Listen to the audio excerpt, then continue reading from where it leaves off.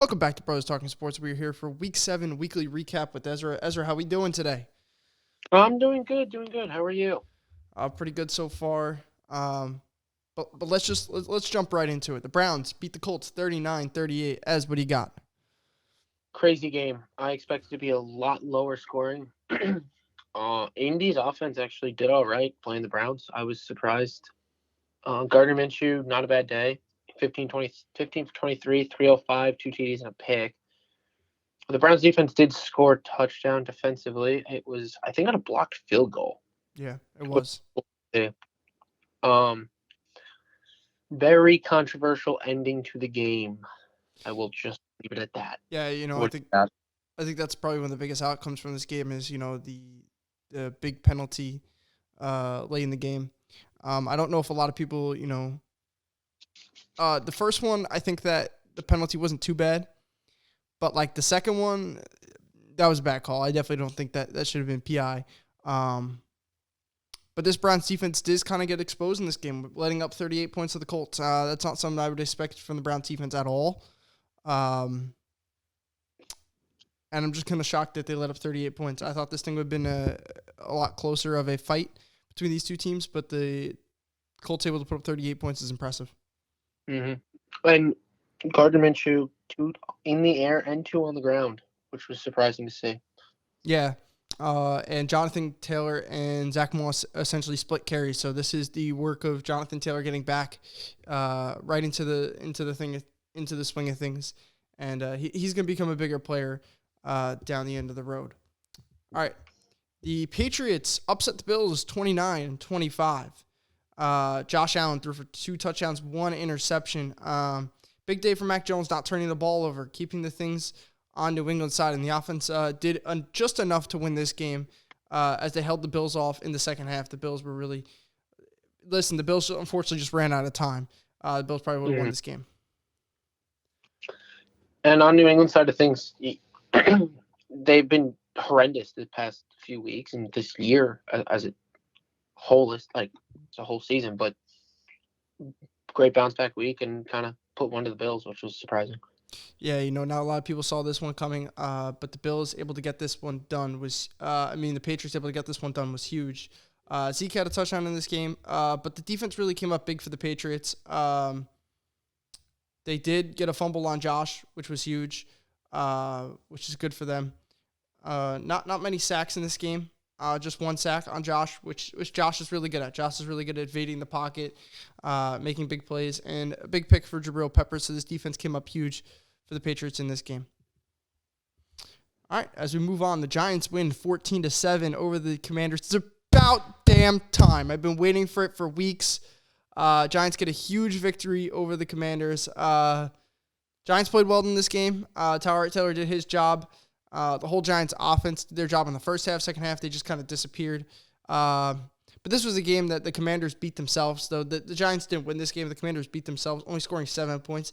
And that 7 points was also off a muff punt. So take that we want, but Giants defense playing really well right now. Ez, what else you got? I mean, holy crap, we get to talk about the Giants. They won again. It is mind blowing. As you said, crappy second half of the Giants, but when you have Washington beating themselves, you don't really need to have a good second half. You had Darren Waller look like a top 5 tight end. Tyrod Taylor did his job and kind of opened some eyes towards what the heck are we doing with Daniel Jones. So we'll see what the future brings for the New York Giants quarterback. Yeah, I'll say this on the quarterback position. Tyrod Taylor will not be the starting quarterback next year. The year after, he's not going to be the starting quarterback. But if the Giants right now, which they are in a position to get one of the elite quarterbacks in this draft at number 5, that could be where one of the points where the Giants go out and go get a new quarterback. And that's the only problem I really see with the Giants quarterback position. But the Giants defense really played spectacular in this game. The Commanders didn't start to figure out things till the second half on offense. Really couldn't get anything going. 5 sacks in the first half, 1 in the second half. So this was a big game for the Giants. And yeah, we move on. Atlanta wins a tight one at the end, 16-13 over the Buccaneers. Let's start off with you. I was very happy to see Desmond Ritter doing what he should be doing and only throwing the ball 25 times. That is what we've been talking about for a while now, and Atlanta actually did it this time. 38 total carries for the offense. Desmond Ritter had 6 and a rushing touchdown, which good to see. I was very, very, very surprised, and I think everybody was. Bijan touched the ball once. Well, yeah, Bijan went out of the game with a sickness. That's why he only touched the ball once in this game. So Bijan was out with a sickness. Tyler Algier got most of the carries with Cordell Patterson using him. But this Atlanta team, they grinded this win out. This was not a pretty win at all by Atlanta. None of their wins are very pretty at all. But Desmond Ritter, like we've said, only throwing the ball 25 times. He was 19 to 25 and 1 sack. That's a great thing for the Atlanta Falcons, right? You don't want to have week in and week out this 40 times got to pass the ball. They did a great job of sticking to the run game this week, while the Buccaneers on the other side had to throw the ball 42 times. And that's also what you don't want for Baker Mayfield. But Rashid White and this offensive line is not above average to win you games like the Atlanta Falcons is. Desmond Ritter did fumble 3 times. That down the stretch for the Atlanta Falcons, if they want to win a division or go make a playoff run, you cannot have your quarterback losing the ball 3 times. Period. Yeah, and a lot of their times they were driving down to the end of the red zone and then they fumbled. So it was a lot of stuff at the end that they were doing at the end of drives to really screw them over. They were getting down there, just kept. I mean that will really hold you if you can't score in the red zone. And, 3 turnovers for Desmond Ritter, you can't have that. But week in and week out, the Falcons find ways to win football games.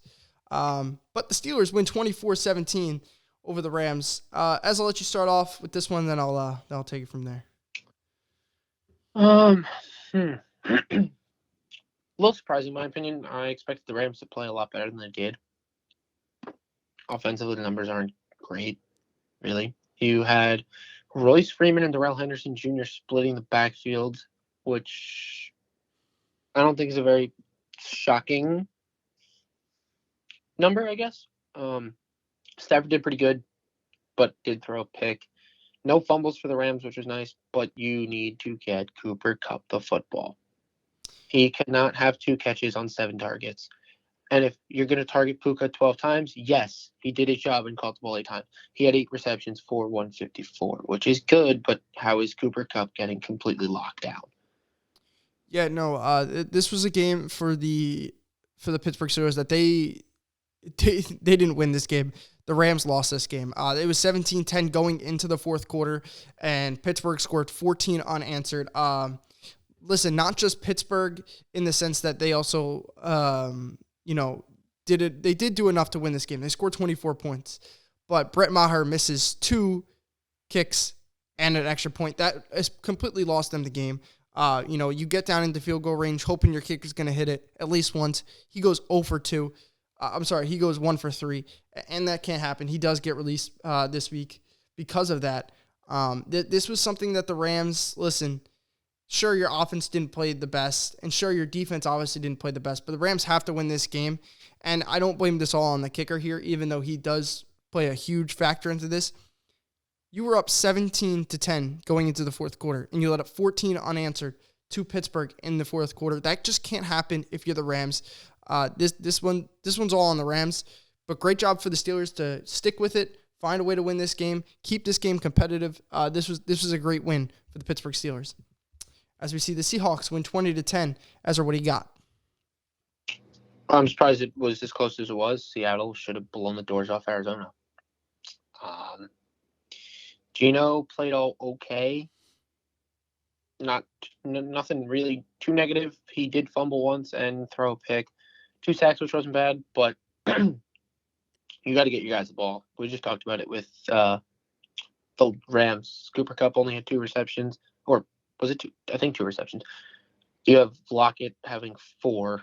Now, I know it's a team with no DK Metcalf this game, but if JSN and Lockett are going to step in, they have to play better, and Geno's got to get them the ball. Kenneth Walker, 26 touches, 105, average 4 yards, which is all right. Didn't get it in the end zone. I don't know. Yeah, they won. I don't think it was a pretty or a good win, definitely something to learn and move on from. Thankfully, they didn't lose to the Cardinals. Not much. Yeah, But, I mean, this Arizona team is really missing James Conner. James Conner. Kyler Murray, the Munchkin, should be coming back soon, which would be great to see for Arizona because Joshua Dobbs is now. The first couple of weeks he was doing real well with having a heavy run game behind him, but now since the run game is gone, kind of taken away without James Conner, Joshua Dobbs is starting to struggle more. He's having 4.4 average completion. That's terrible. 19 completions for 146 yards. That's not good. But also, if you're the Seahawks, you're at home. You're versing a weaker opponent. I know this is a divisional game, but you still have to go out there and take control of this game. They never really had full control of this game and really went out there and, solidified this win. They just kind of left Arizona hanging around in this game. And listen, if you want to beat really good teams in the NFL, you can't do that. You even against like halfway decent teams, you can't do that against Atlanta, the Bucks, any of those teams because they'll find a way to win this game. This was an Arizona kind of meltdown. The Seahawks don't play very well. And this is just I feel like I say this every week. There's teams that just shoot themselves in the foot. Arizona shot themselves in the foot to lose this game here. Denver wins 19-17 over the Packers. The Packers fall to 2-4. The Broncos pick up their second win of the season. What else you got? Tough day for the Packers and any Packers fan that might be, but offensively it wasn't good at all. Total offensively, you put up 331 total offensive yards. Total. Yeah. It wasn't pretty for a Packers team that has talent. Everyone's not performing on the same day. They're not clicking on the same day or the same week or whatever it may be. You had Jordan Love, not a great day, but not horrible. I mean, only one interception, didn't fumble. He was 21 for 31, which isn't anything great, but again, wasn't bad. He didn't get sacked. He did only throw for 180 yards. His deep ball doesn't exist, but if the Packers can figure out how to methodically move the ball down the field, they're going to be able to win games. They just have to play it smart. Yeah, I want to talk about Denver here for a second because Russell Wilson, week in and week out, he's doing the little things to keep his teams in games, but he's not doing enough to win them games each week. Listen, he's completing a bunch of passes, but he's not forcing this ball down the field like he should be in these games. And I don't know whether that's just a Sean Payton scheme or it's Russell Wilson, but there's plays, I think, left on the field week in and week out for the Broncos. But this is a great job by the defense to hold them to 17 points. This defense has struggled all year, and this is a great thing to see that the Broncos were able to step up, hold the Packers to 17, and not let 30-plus points like we have each week. I think this defense is starting to figure it out, having a great week last week against the Chiefs. Now coming into this week, playing the Packers really well at 17 points. So I think the Broncos are starting to figure it out. I think they're going to be a little bit better coming towards the end of the second half of the season, but they still got to figure a lot of things out. Yeah. The Chiefs. For both teams, that is. Yeah. The Chiefs win 31-17 over the Chargers. Let's keep it rolling. Not super surprised. Kansas City played well. Hell of a day, Travis Kelce. Good Lord. The Chargers defense got their ass handed to them. Patrick Mahomes played like the best quarterback in the league. 424 yards in the air. Yeah, that's crazy. 4 touchdowns, 1 interception, which is there. I'm going to say there might be an interception problem in Kansas City. Maybe. Definitely not. They played some good defenses, but this isn't really normal for Mahomes to have this many interceptions by this week. Yeah, I mean, I don't really concerned about that. I'm concerned about this Chargers team. No defense at all. I mean, Brandon Staley, you definitely should be fired. Listen, I was preaching this guy. Hey, listen, give him another chance. Give this guy. I don't think he's the problem. you're 2-4 with this much talent on this team. I understand from week to week your talent doesn't show up, like Austin Eckler, Khalil Mack and Joey Bosa. Sometimes those guys don't show up. And Keenan Allen, again, he was in this game. He didn't show up. But I also have to say that this Chargers team, week in, week out, you were 17-17 at half, 0 points in the second half. If you're an elite offense, like the people say the Chargers are, you have to be able to compete with the Chiefs and at least just attract me. At least, hey, if your defense doesn't show up, give it to your offense. Well, your defense let up 14 points in the second half. 7 points in the second half. And your offense did nothing. So this is something for the Chargers that week in and week out, the offense plays really well, then the defense doesn't. And it's just, it's a back and forth thing with this team. They got to figure it out. This Chargers team has to get a new coach in there ASAP. But for the Chiefs, this is another good win. Travis Kelce, huge day. And yeah, we move on. The Eagles win 31-17 over the Dolphins. This was a good game. That's what he got. Yeah. A little surprised, in my opinion. I didn't think the Eagles would actually put it to him this good, but Eagles are undefeated at home. They played well overall. They didn't run the ball as well as we're used to, I guess. They did still have 2 rushing touchdowns. Jalen Hurts scored, and Kenneth Gainwell put one in on the ground. Jalen Hurts 2 touchdowns through the air. The Dolphins kept him to under 300 passing yards.